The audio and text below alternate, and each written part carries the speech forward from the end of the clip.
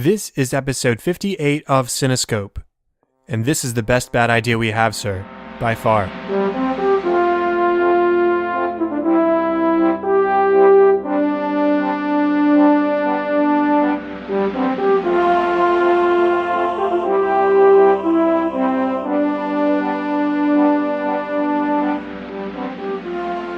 Welcome to Cinescope, where our goal is not to criticize or to assign ratings, but rather to celebrate the movies we love, exploring story, characters, music, and relevance to the world around us. I'm your host, Chad Hopkins, and joining me today is Dan LeFebvre to talk about one of our favorite films, Argo. Dan, how are you doing tonight? I'm doing great. How about yourself? I am doing well. I'm excited to have you on the show. You're one of those people who reached out and said, hey, I like your show and I'd like to be on it. And so I said, hey, yeah, that'd be great. Yeah, I appreciate you having me on. I'm a big fan of your show. Well, thank you very much, Dan. I appreciate it. And I have checked out your show as well. How about you tell us a little bit about it and about yourself?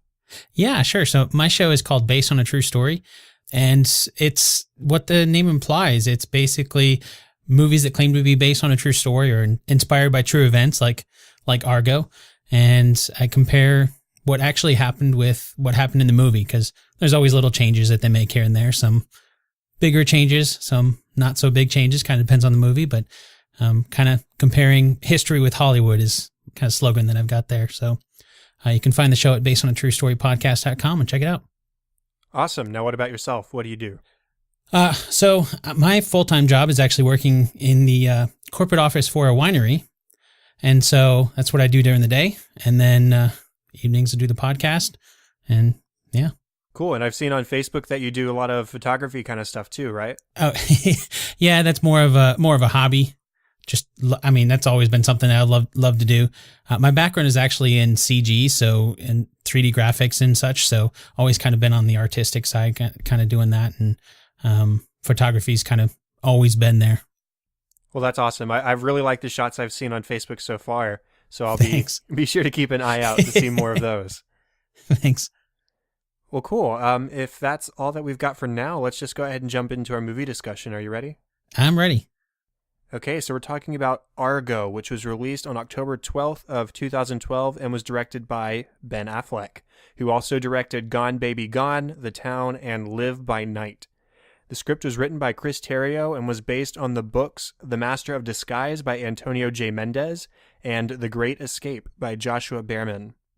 The music here was composed by Alexander Desplat, who I don't think I've ever talked about on the show before, so here we've got quite an extensive filmography to go through right now. So we've got The Queen, The Golden Compass, The Curious Case of Benjamin Button, Fantastic Mr. Fox, The Twilight Saga, New Moon, Harry Potter and the Deathly Hallows Parts 1 and 2, The King's Speech, Moonrise Kingdom, Zero Dark 30, The Grand Budapest Hotel, Godzilla, The Imitation Game, and The Secret Life of Pets. And even though that's a pretty lengthy list, that's a pretty small selection of everything he's done so far. He's one of my favorites.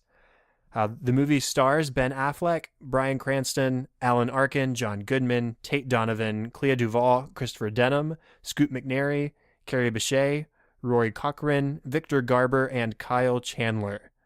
So as we always start off, Dan, what was your first experience with this movie? So this is one of those movies that I watched right after it came out, and honestly, I didn't really think much of it. It was just, I watched, I was like, okay. But then when I did an episode on this for my podcast, and that kind of forced me to go back and watch it again. And it's one of those that every time I've gone back and watched it, I've just liked it even more because it's got so much that you can, I just love the character development in it. And I know we'll kind of get into that, but it's just one of those that initially, okay. And then the more I watched it, I don't know how many times I've watched it by now, but it's just one of those that just keeps getting better and better every time I watch it. This was sort of a weird kind of sleeper hit from what I remember. It came out and I didn't hear a whole lot of buzz on it, and all of a sudden it was getting great critical reviews, but you just didn't hear a whole lot of people really talking about it, at least not that I remember. I, in fact, didn't check it out, I don't think, until probably January after it came out. It was just still playing in one of my local theaters that happens to have a whole bunch of screens, so it held on to it for a little while. And so I think I caught like a Saturday morning matinee kind of showing with a whole bunch of older people in the theater. So it wasn't something that I initially was very interested in, but as it was in theaters and it started getting great buzz, I decided, okay, let's go check this out. So I did, and I've always really liked it. I liked it from the get-go. You know, Ben Affleck has sort of been one of those divisive actors out there, especially after Daredevil, which, to be honest, was the only film I had seen him in or seen him attached to at all before I saw Argo. I hadn't even, well, still, honestly, I haven't seen Pearl Harbor. I don't think Wow. that's much of a strike against me, to be honest. But I just haven't seen it. And so this was really my first true experience with Ben Affleck, and certainly with Ben Affleck's filmmaking. And again, like I said, it's great. I've enjoyed it since I first saw it, and I picked it up on Blu-ray pretty much as soon as I could. And despite that, this was my first time seeing it probably since 2013 or 2014. I know I showed it to family at some point, but that would have been the last time I saw it. And so I was really happy for a revisit because it's just a great film. Yeah, no, I definitely agree. I think it's something that, like I said, it kind of grows on you. The more you watch it, the more you can dive into the political aspect of it and all of that as well. It kind of sucks you in. Yeah, let's talk about the story of it. So we can talk about some of the comparisons between real life and the film as well. What is it about this movie that sort of draws you in story-wise? So for me, I grew up in the 80s, and I remember as a child hearing on the news or reading in newspapers a lot of stuff about Iran and Ayatollah Khomeini, and just kind of hearing bits and pieces of it. But as a kid, I never really understood more than just surface level stuff. I would kind of see it and see some anti-American images and various things like that, and just all of that kind of stuff. I'm sure it was kind of blown out of proportion. I don't remember specifics. I just remember kind of having that initial kind of mentality. And so right away when I saw this, it almost struck a wave of nostalgia of just kind of a lot of those images coming back. And even, just right off from the get-go, you kind of get a lot of those, storming against the embassy there in Tehran. And it was really interesting to me as I was, kind of diving into the real story behind it, to get to piece together what actually happened. And for me, it was, like I said, a lot of nostalgia, kind of bringing back a lot of those memories that I had didn't really match up with what actually happened, or, in some cases, maybe they did, some cases they didn't, but it was really interesting to me to piece those together. I think that was kind of something that stood out to me. And even though it was a completely new experience watching the movie, I'd never seen it before, but it was still had this kind of odd sense of nostalgia because of kind of just the way, when I grew up and hearing all of that in my childhood. As I mentioned, I when I saw this movie, it was with more of an older crowd. And I distinctly remember in the end credits of the movie, there's this voiceover from Jimmy Carter who's talking about the whole situation. And there was one of the people in the audience that yelled at Jimmy Carter because I guess she wasn't all that fond of him as a president. But it's just funny that people really took this film and thought back to that time in their lives and were able to really draw from that experience in watching the movie. And even watching the movie as somebody who wasn't around then, it really firmly places you in that context. I mean, from the get-go, it shows the 1970s Warner Brothers logo. And there's there might as well be a haze of smoke over the entire movie because every single person smokes a cigarette or a cigar or something like that at some point in the film. It's just permanently hazy. It just does such a great job of drawing you into that time period, both in the style and in the culture of everything, but also in just the events themselves. And Ben Affleck's hair. I mean, right. Ben Affleck's hair, yes. Oh, a lot of people's hair, a lot of people's mustaches for sure. Yeah, for sure. I also love that the start of the film has this sort of it's like a comic book or graphic novel panel style prelude, which is definitely a callback to Jack Kirby from Marvel Comics, created a whole lot of classic characters alongside Stan Lee, and he's actually the guy who drew up the storyboards for the fake movie. They don't call him by his name in the movie, but he does make an appearance, or an actor playing Jack Kirby, of course, makes an appearance when Ben Affleck is asking him to touch up and make something look more like Iran, right? So it's cool that even from the start of the film, we get that comic style Jack Kirby-esque prelude. Yeah, for sure. That was something that I didn't notice the first time watching it through. I think that's kind of one of those things that it takes a couple different watch throughs to kind of get those little types of details. I mean, obviously you see it in the beginning, but you don't really make that connection. At least I didn't until watching it through a few different times. And I think that's something to be said for this kind of film, because it isn't 100% technically accurate to true events, but it's a kind of movie that you want to learn more about, or at least I wanted to learn more about it. And you wouldn't know that that was Jack Kirby in the film if you didn't read up on it ahead of time or look through the cast list in more depth or something like that. It invites you to go out and to research and to maybe check out the original source material written by Tony Mendez himself, to really get the knowledge from more accurate sources. But that doesn't detract from the film experience, in my opinion. We talked about this when we talked about The Social Network as well. Yes, it's probably fake or inaccurate in a lot of ways, but it invites you to learn more on your own, and it also is just a better way to tell a more human story. There has to be drama added, there has to be tension added, or it's not going to stand up as a successful film just because it's based on a true story. You have to take some liberties here and there. The movie does a great job in the very beginning, like that opening sequence where it does a great, you have that tension going on, right? So you have the chaos outside of the gates, and then you have inside, I think that one of the embassy workers was talking to, one of the Iranians trying to get a visa, and they're just, oh, you forgot to fill out this extra little form, right? Just, you almost have no idea of what's to come. And it's something that, it maybe didn't actually happen that way, but it does a great job of putting you in that situation of just huge contrast and just kind of this, that this tension is just growing right out there, but inside it's nice and calm in the beginning. Of course, it doesn't say that way, but, it kind of really sets everything up really well. I'm glad you said that word contrast, because there's a couple of scenes that where the contrast of different situations, different settings is really pronounced.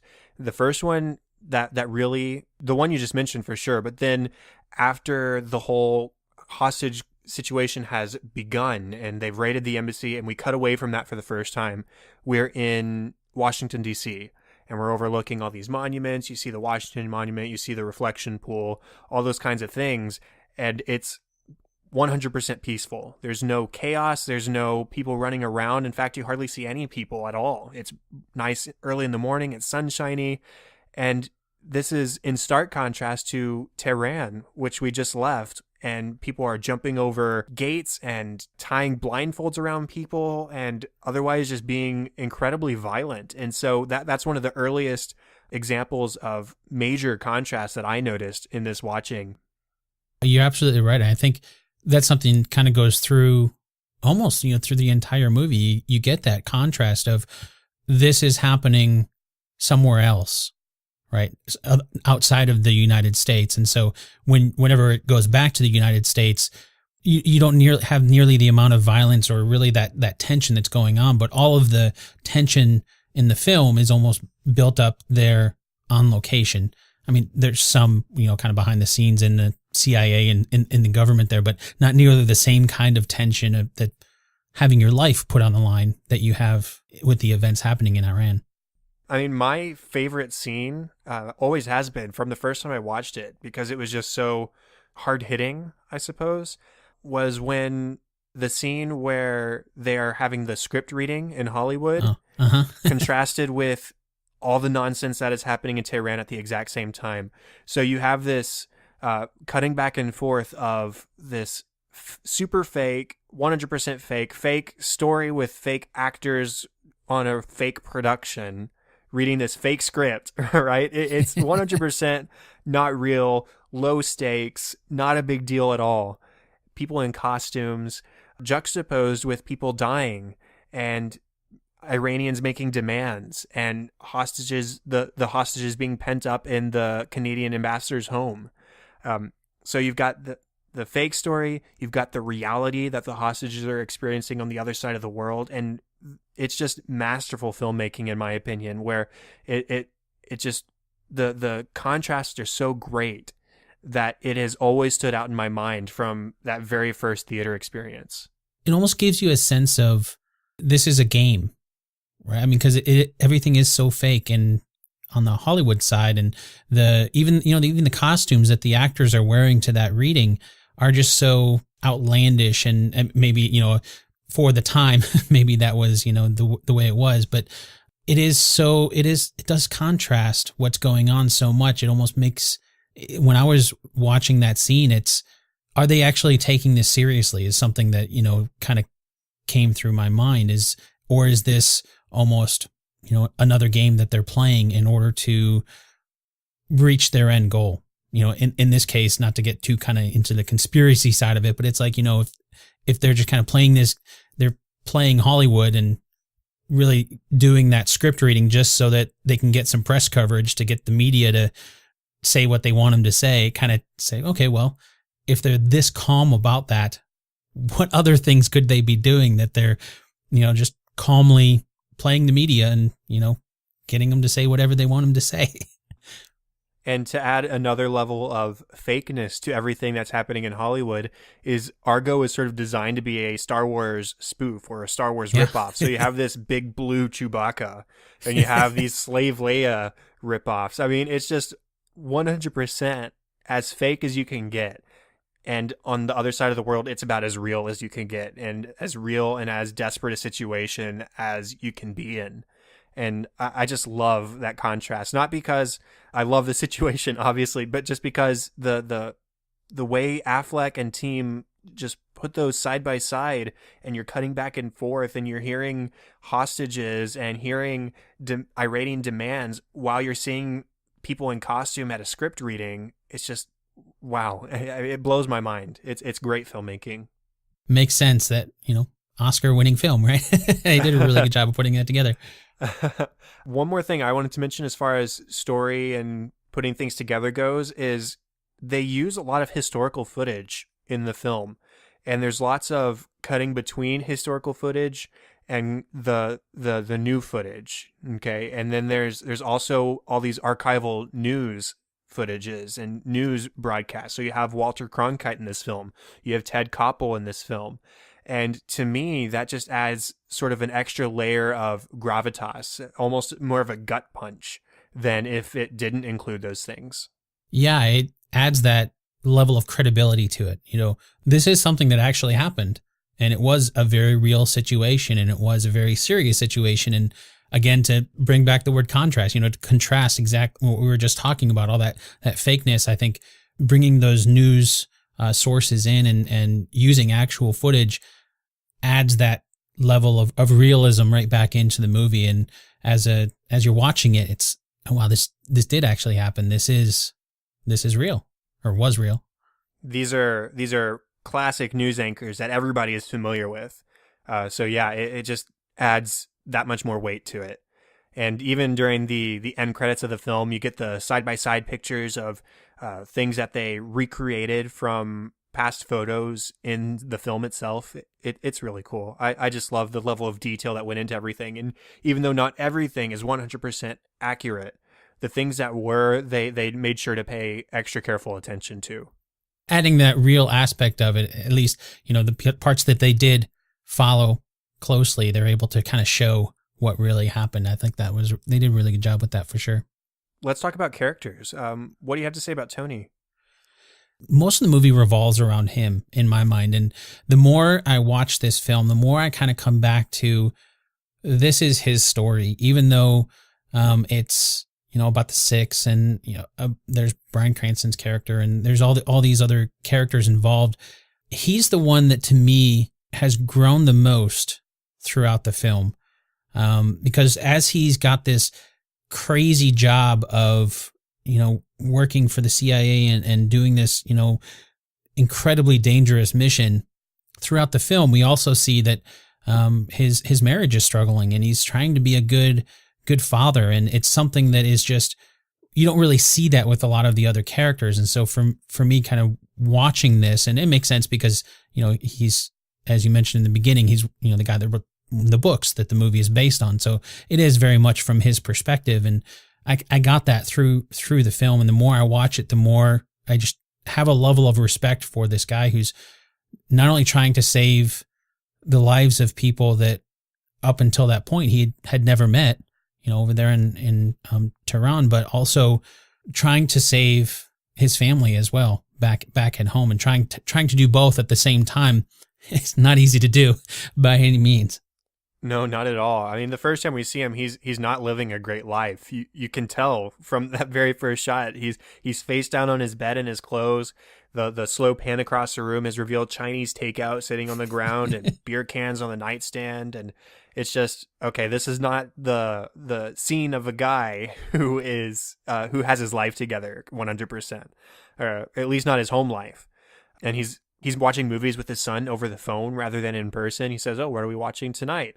And what channel is it on?" And so he's on the phone, and that's how he spends quality time with his son at this point. And you just get this sense that he's over dedicated to his job more than he is to his family. You can tell he loves him. He definitely loves him. He calls it, what does he call his son? Buddy man or something like that? Yeah, so I don't have that written down, but yeah, something like that, yeah. Yeah, I think it's Buddy man or something similar. And as he's about to leave for Iran, or for Turkey first, I believe, Istanbul, he tries to call his son to wish him a happy birthday because he didn't communicate, or probably couldn't communicate, that he was about to leave. This was sudden, and so he has to write a happy birthday postcard to his own son.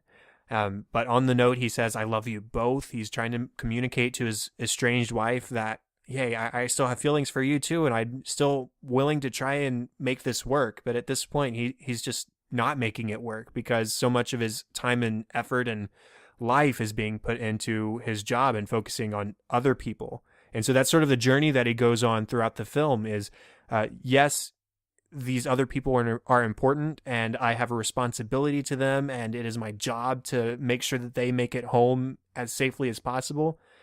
But I also have a family, and I have a responsibility to them as well. And I really like watching that journey throughout the film. Something that always kind of struck me with Ben Affleck's portrayal of Tony is, it's crazy to me that Ben Affleck won an Oscar for this, but for directing and not for acting. And I don't know if you're like this, Chad, but for me, Ben Affleck is first an actor. And so every time I find out that he's never won an Oscar for acting, he's won an Oscar for directing this film and for writing, I believe it was Good Will Hunting with Matt Damon. It's just kind of crazy to me that I think he did a great job portraying Tony and portraying that character. And I don't know, it's just kind of was something that kind of strikes me every time I see this, because it was masterful filmmaking as far as directing is concerned, but I think he could have been nominated for acting as well. I don't disagree. I think that the name of the game for Affleck in this film, as far as his acting goes, is subtlety.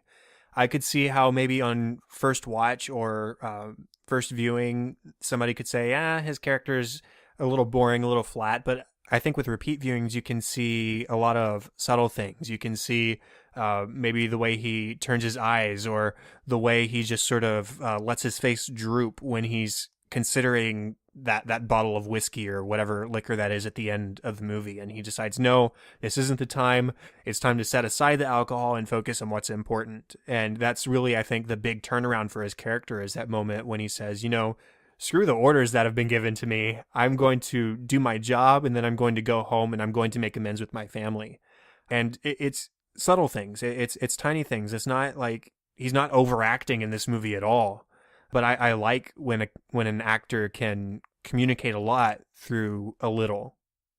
Now, the other character that I wrote down as having a lot of growth, or at least a decent amount of growth, is the character of Joe Stafford, who is the one who initially doubts Tony's plan. Do you know the one I'm talking about? Remind me again, who's he played by? He's played by Scoot McNairy. Okay. Mm-hmm. So do you have anything to say about his character? Well, not really. I mean, so not him in particular. I guess I didn't really see. I'll be interested to hear what your thoughts are on him. But all of those, the six, I guess, kind of, I see them as almost one character. And I know they have their own personalities and stuff, but it throughout the movie, I kind of get this sense of they were colleagues, and yeah, they knew each other, but going through this experience is something that they realize that if they don't work together, if they have one weak link, if one person breaks, if they don't remember what they're supposed to remember about, who their fake characters are, or who their backstory, or if one person cracks, that's everybody.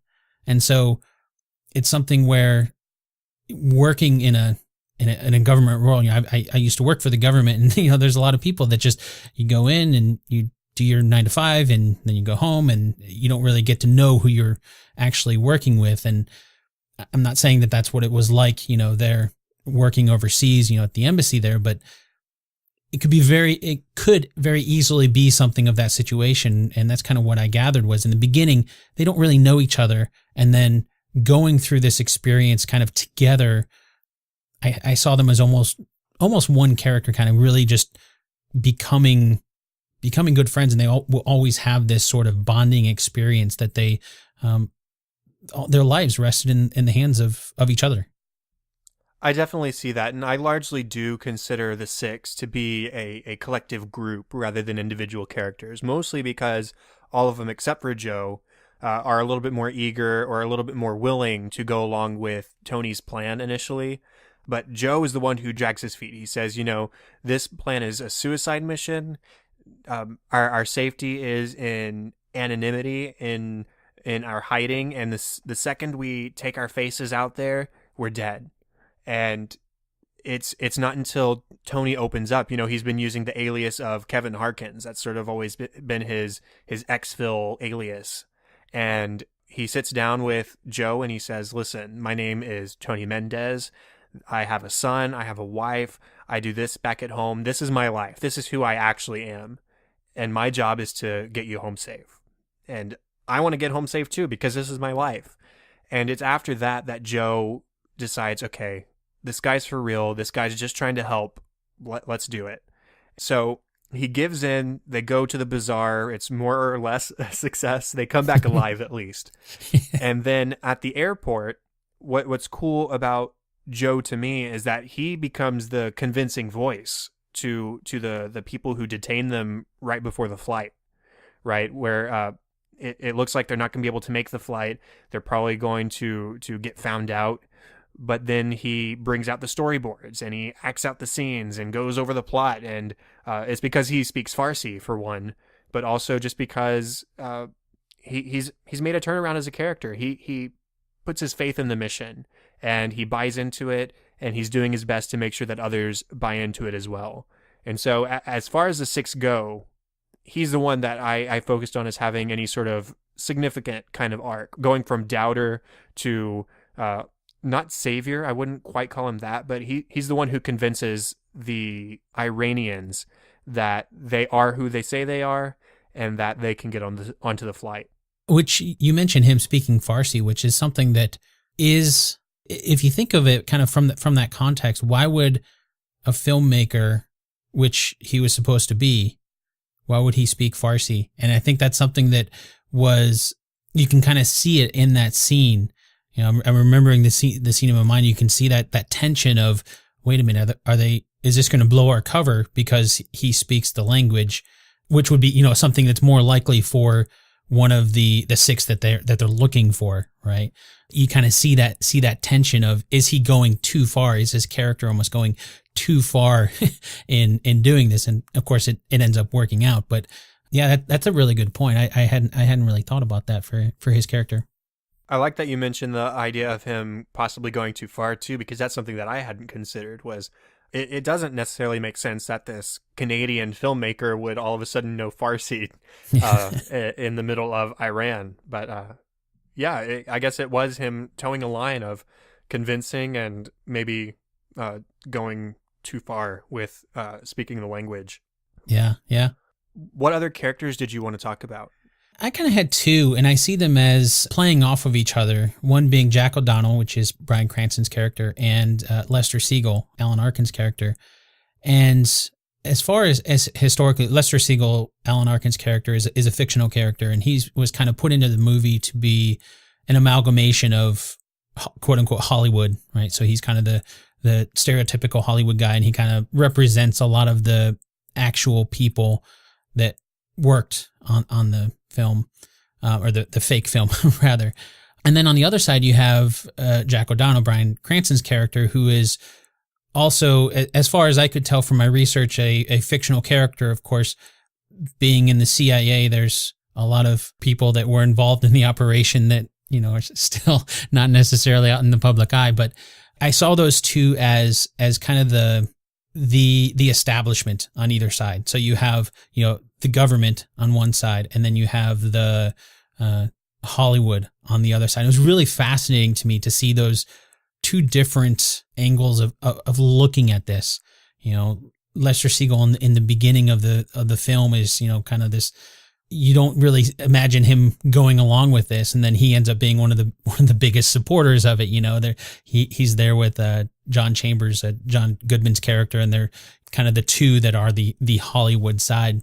I love them as actors, and I think they do a great job of being the explanatory forces on either side, kind of filling in a lot of the story that we don't really see otherwise, you know, kind of filling in a lot of those details behind the scenes.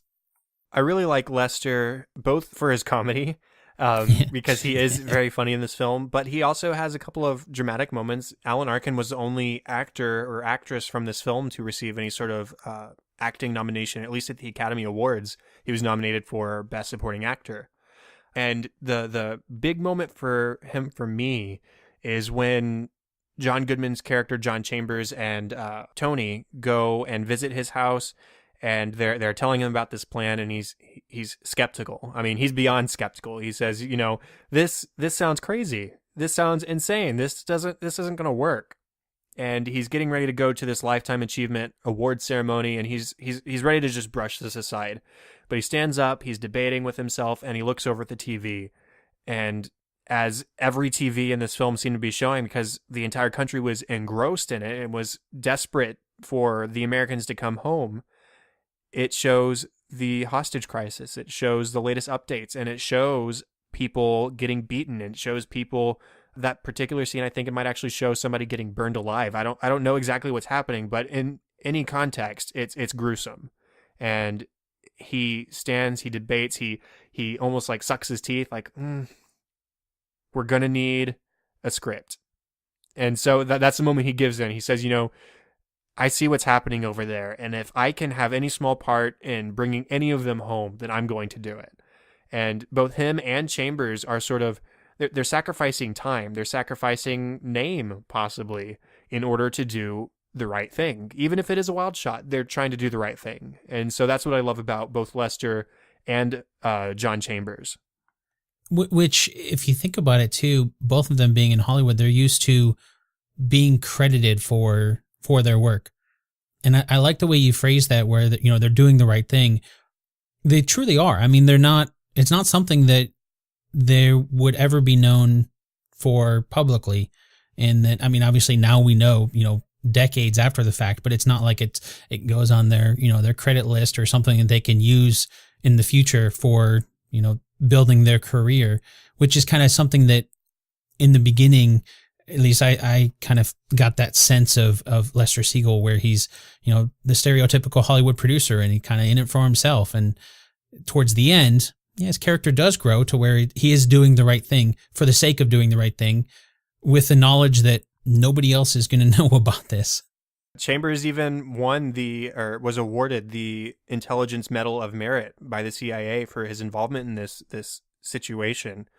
But this wasn't declassified until 1997. So we went a whole, 17 years? This resolved itself in 1980, 1981. So 16, 17 years that he went completely unrecognized for this. And yes, he had been involved with the CIA and stuff like that before, from what I gather. But exactly what you were saying, this was something that they weren't going to get immediate credits for, and they didn't know if they'd ever get credits for it. But it was the right thing to do. And I can't mention them without mentioning some of their funniest lines. you've got Chambers. He says, so you want to come to Hollywood, act like a big shot without actually doing anything? You're going to fit right in. And then when he's first talking about Lester's character, before he mentions Lester's character, he's talking about, okay, if you're going to do a $20 million Star Wars ripoff, you need somebody who's a somebody to put their name on it. Somebody respectable with credits, who you can trust with classified information. The whole time he's getting more doubtful, like, wow, where are we going to find this guy who will produce a fake movie for free? Yeah. We've got quite a task ahead of us. I love that. He's like almost talking himself out of it as he goes. Exactly. And then we get to Lester himself. And when they're in the script searching process, he says, if it's got horses, it's a Western. He's just so flippant about it. I mean, that's just the way it is. That's Hollywood. He says, if I'm going to produce a fake movie, it's going to be a fake hit. Which goes back that attribution side, right? A fake hit. What's a hit that you can't tell anybody about? And then the best line from him is one that I can't say. I don't curse, and this is a clean show, but if you've seen the film, you know it. You know the quote. It is so good. Well, I can censor it, I guess. Argo, F yourself, right? Argo, F yourself. That is such a great, funny line. It makes me laugh every single time. You know that researching kind of the true story behind it, that's actually from Tony Mendez. He was the one that came up with that name because that was his favorite knock knock joke. It was, knock knock, who's there? Argo who? Argo, F yourself. That was his, and that was kind of how they came up with it, and that was kind of their inside joke, is kind of which I found fascinating because it kind of goes back to that contrast, and even in real life, knowing that it's this incredibly tense situation, just the fact that they named this fake movie after a joke, it's grasping at straws and trying to make light of the situation as much as possible. Kind of, at least in my mind, the way I thought of it was, if you're not trying to joke around, then it just becomes way too heavy, and then it's almost certain to fail. It's worth noting that is one of those differences between real life and the film, is that the script wasn't originally called Argo. It was called Lord of Light. Lord of Light. Mm-hmm. And was based on a book by Roger Zelazny. And looking at Wikipedia right now, it says that there is actually a TV series based on Lord of Light coming sometime soon, I suppose. I don't know. We'll see if it's as good as the script readings that they had in the movie. Yeah, we'll see for sure. You already talked about Jack, but I did just have a couple things to say about him as well. Just like Lester and just like John Chambers, he's doing what he has to do in order to protect the Americans during their journey out. So he's called Tony overseas and said, listen, they're pulling the plug. This is no longer a thing. Get on the next flight out. It's over. And then Tony says, to heck with that. And he calls and says, okay, this is happening. I'm going. Make it happen. And he hangs up before he has a chance to argue with them. And all of a sudden, Jack, it's go time. It's time to talk to all the people that I need to in order to get the go-ahead, to get the flights confirmed, all this kind of stuff. He's running back and forth. He's making fake phone calls about this guy's kids so that he can get in contact with them during a meeting. Screw everything else. I got to do what I got to do to protect our Americans overseas. And, Bryan Cranston is great. This was towards the end of his Breaking Bad run. He's been in a lot more films since then, but I think from what I remember, this was one of his, I wouldn't say earliest film efforts, but this was one of his transitions out of Breaking Bad, where it was towards the end of that run, and he was breaking into film as he was ending that great cinematic show. Yeah, kind of breaking into the Hollywood silver screen aspect. He has one of those great lines as well, where they're talking about, we only have bad ideas at this point. He says, this is the best bad idea we have, sir, by far. Yeah, he's pretty great in that. So straight-faced. It's so good. Yeah. Now, how about the music? Is there anything that you noticed about the music or anything you want to talk about with Alexander Desplat's score? This was, a soundtrack that, honestly, I didn't really listen to on its own until I was actually preparing for this. And it's one of those soundtracks that I think he does an amazing job pushing the story in the film, but it's a slow and steady build kind of throughout the entire movie, all the way up to that final scene where, they're in the airport, and even then it's just very ambient music. It just kind of adds to that tension. It's almost just holding you on the edge of the cliff. What's going to happen? What's going to happen there? And then of course, you have that big chase scene on the tarmac at the end and stuff. And so it kind of builds up there. But the one thing that really stood out to me, I guess, overall was how it all just flowed together really well. And it's not something where you don't really, I won't say you don't notice it, but it's always there, and it just flows from one scene to the next. It just clicked. It was really good. Although, to be honest, I don't know if it's something that I would listen to on a regular basis outside of the movie itself, like some other soundtracks. But I think in the film itself, it does a great job. A lot of his music for this film is mostly non-Western, like non-Western hemisphere, very Middle Eastern kind of vibe, which is certainly appropriate. I mean, that's what you would expect for a film that is mostly set in Iran. But there is this one sort of American theme that I call it that is very Western, very traditional film score kind of stuff. You first hear it in the track called The Mission. I'm not sure what point in the film that track plays the first time, but in that track, it ends with a sort of Middle Eastern dissonance on this instrument that's called a ney, which is like a flute kind of thing that you hear in Middle Eastern music a lot. But that theme comes back at the very end of the film in the track called Cleared Iranian Airspace. And it's the moment exactly what it sounds like when they clear Iranian airspace and they're victorious. It's this grand sweeping, very traditional, very lots of relief in the sound, lots of relief in the emotion of that track.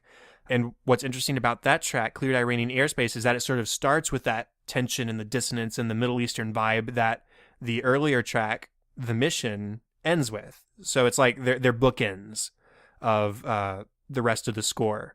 And so I really like how he uses the music for different settings, especially when they do escape from Iran. You hear the victorious American sounding music, right? And not saying that this is a patriotic score. That's not what this is. It's not like it's the Stars and Stripes Forever that plays as soon as they get out of Iran. It's just this very emotional, traditional kind of melody that is really, really pretty. It's relieving that tension that's kind of been building up, like you mentioned in the previous track. That's kind of what I had heard was it flows really well, and it really ends up relieving that tension when you see it on the screen. It just works. Yeah, I think that Desplat does a really good job with emotion. I think he writes some of the most beautiful melodies, and you get a lot of different kinds of emotion in the score. In the track Missing Home, there's this huge sense of longing. In the track Sweatshop, there's despair. And then in Cleared Iranian Airspace, relief. And so I really like that. I like Desplat a lot. This isn't the most melodic of his scores, but there is a lot of the traditional Desplat kind of stuff. And you've got both that American theme, as I mentioned, and then track that's called Hace Tuto Guagua. And it's more Middle Eastern. It's not American sounding, as you guessed by the title.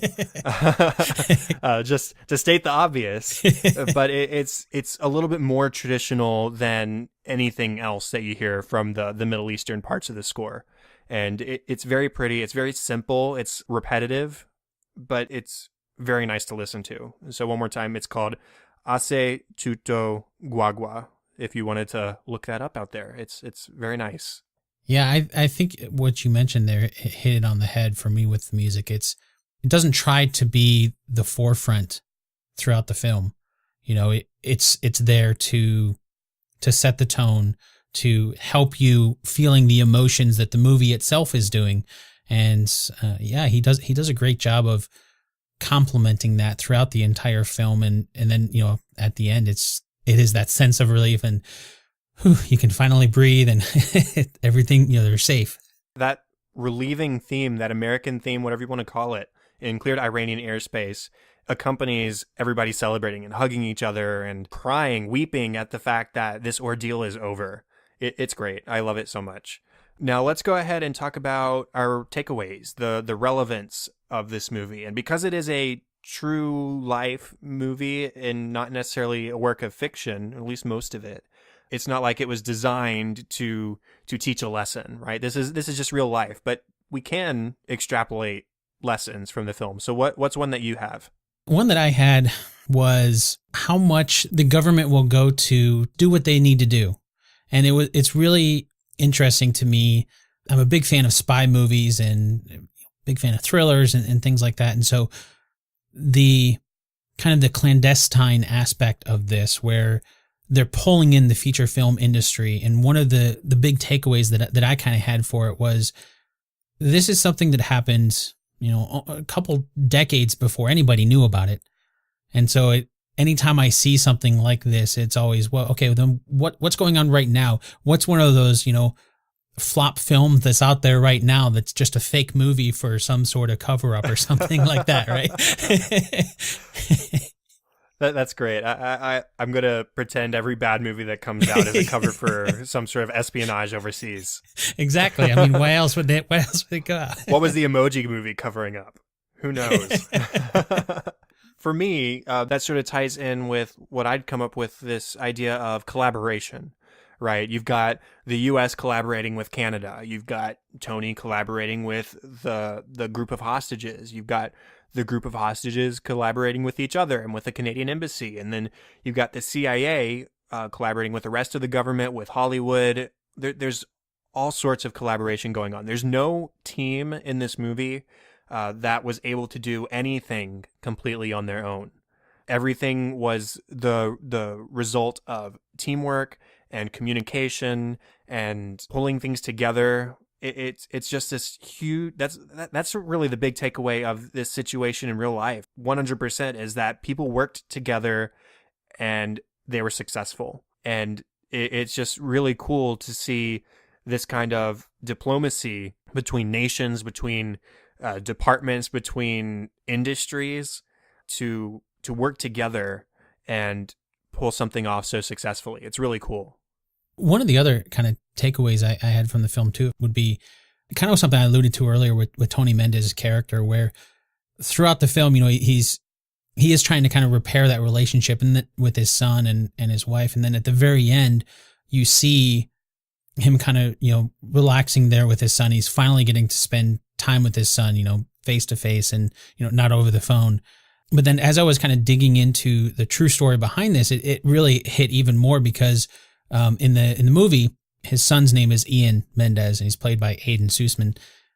And Tony's real son was named Ian, and he actually specifically asked the filmmakers to keep Ian in the film because the real Ian Mendez actually passed away from cancer in 2010.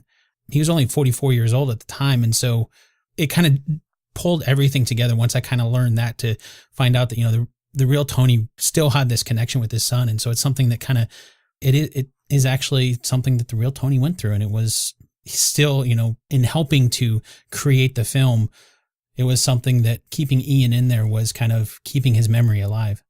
I didn't know that. I like that. And, it made a point in the end credits of the film to say that he was living in, Maryland or something with his family at this point in his life. Yeah. So in 2012, after his story has been told, the lesson is now, yes, he's older, but he's living with his family and he's mended that relationship.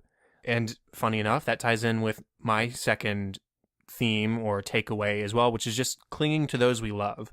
At the end of the film, he returns to his wife, he returns to his son, because his time spent in Iran, he's seen people separated from their families. He's seen people who've stared death in the face. He's stared death in the face himself at this point. And he comes to realize that whatever issues or differences that they may have, him and his wife, him and his son, him and whoever else, he wants to be with his family. And even amongst the hostages, Tony aside, you've got two couples, and the whole film they're at each other's sides, and they're relying on each other, and they're partnered with each other. The lesson is, for me, the whole film, collaboration, and then sticking to those people that you love and relying on them as well. Yeah, I mean, that's great. Any other takeaways or final thoughts on the film itself? No, I mean, those were kind of the two big ones. Just kind of remembering what's important in life and working together as a team to achieve that. Okay, well, I think that is the end of the official 58th episode of Cinescope. Thank you so much for talking with me tonight, Dan. Yeah, thanks, Chad. It was nice to have a reason to revisit this film. Not that I needed much of a reason, because it is great, but I appreciated being able to talk about it with you tonight. So many great films, so little time. Ain't that the truth? Contact for the show, facebook.com/Cinescope Podcast and @Cinescope Pod on Twitter. Please consider going over to iTunes, rating and reviewing a show. Even just hitting a star rating is a big help. Email feedback and ideas to thecinescopepodcast@gmail.com. And also, if you're interested in co-hosting the show, if you have a movie that you love that you'd like to talk about, contact me, whether it's through email, whether it's through Facebook or Twitter. Just let me know, and we'll maybe try and find a way to get you on. Now, Dan, where can people find you and find your show? Yeah, you can find my show at basedonatruestorypodcast.com. And you can find me directly on Twitter where I'm at Dan LeFebvre, DanLeFebvre. Okay, thank you very much. And I will be sure to check out more of Based on a True Story, including your Argo episode. Well, let me know what you think once you do. Will do. Now, the best place to find me is at Chadadada on Twitter. That is CHADADADA, and facebook.com/Chad.Hopkins. And don't forget, I recently started a new podcast called An American Workplace, and that is an office rewatch podcast with my friend Katie, and we just released our 7th episode, I believe. I think I've got the 8th episode to edit tonight and tomorrow, and it'll be available the day before this one is, actually. So if you're interested in The Office, if you're a fan and you want to rewatch or you haven't watched before, you can go check that out. You can find it where podcasts can be found and workplacepodcast.com. And all of our show notes and all of our contact information can be found at this show's website, thecinescopepodcast.com. And that's all for this week. Thank you, Dan, having you on the show. It's been a good time. Thank you. Thanks, Chad. And thank you, everyone, for listening to episode 58. I'm Chad Hopkins. This was Cinescope, and we'll be back next week with episode 59. Have fun and celebrate movies.